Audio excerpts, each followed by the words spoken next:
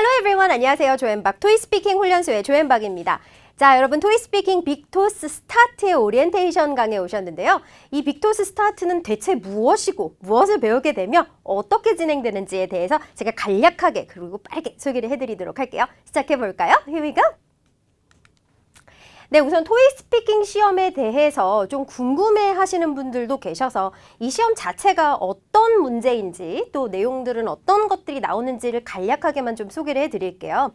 토익 스피킹 시험은 우선 일상생활 혹은 업무에서 영어로 필요한 대화를 얼마나 적절하게 선택해서 할 수 있는지를 측정하는 모니터를 보고 또 헤드폰을 끼고 마이크로폰에 녹음을 해내는 그런 ETS 산하의 시험 되겠습니다. 일반적인 업무 상황에서 지시를 하고 또 정보를 설명하고 주고받고 또 본인의 의견을 말하는 등 이해하기 쉬운 말로 하지만 영어로 지속적으로 대화가 가능한지를 측정하는 이 점수와 레벨로 측정이 나오거든요. 측정하는 영어 스피킹 테스트가 바로 토익 스피킹 테스트다 이렇게 생각하시면 되겠는데요. 우선 시험의 구성에 대해서는 제가 사실 시험 구성의 강에서 조금 더 정확하고 하나하나 설명을 해놓은 강이 있으니까 이 오리엔테이션 강 보시고 또 다시 한번 시험 구성의 강 찾아가셔가지고 규정 어떻게 바뀌었는지 또 각 파트마다 어떻게 시간 분배가 되는지 등등에 대해서 좀 더 세밀하게 보실 수도 있겠는데요. 토익 스피킹 전체 6개 파트고 11문제거든요.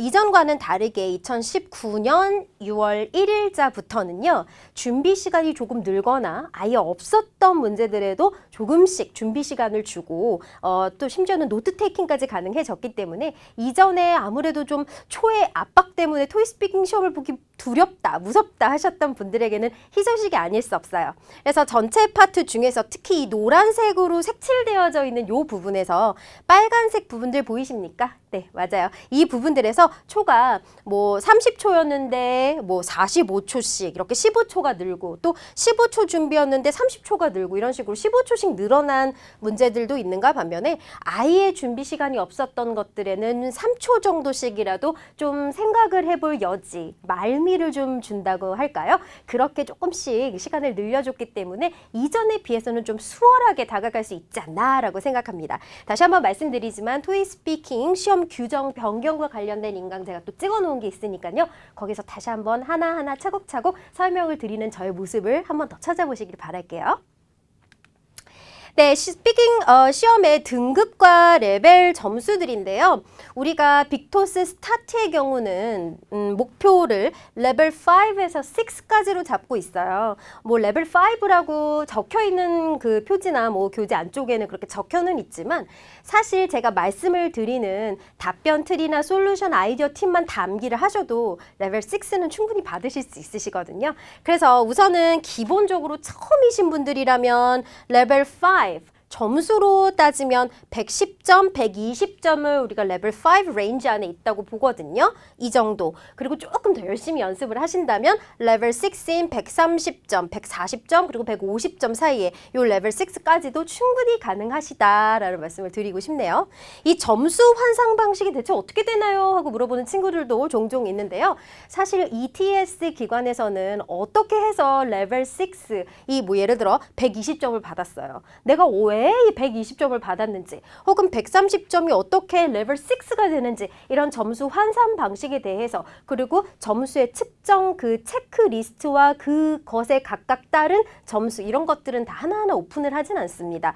다만 뭐 1번부터 9번까지는 각 문제당 3점이다. 뭐 그리고 10번, 11번 두 개의 경우에는 각각 5점 배당이다. 이렇게 배당 점수 그리고 각 그 파트마다 어떻게 점수를 주어 평가를 하겠다라는 그런 간략한 내용만 나와 있지 사실 이런 평가 이런 것들은 오픈하지 않아요. 평가 요소들만 나와 있을 뿐 해서 이렇게 큰 레인지를 말씀을 드리는 거고요. 아까 말씀드렸던 시험 구성의 강을 다시 한번 찾아가 보시면 점수 환산이 되는 평가 기준까지 제가 자세하게 설명드렸으니까 그 강에서 한번 더 확인하시길 바랄게요. 네, 빅토스 스타트의 수강 대상자는요, 우선 영어로 스피킹 테스트를 보는 게 완전히 처음이신 분, 즉 스피킹 테스트 자체는 아예 하나도 본 적이 없어요 하시는 왕초보분들도 가능하시게 굉장히 쉽게 좀 만들었어요.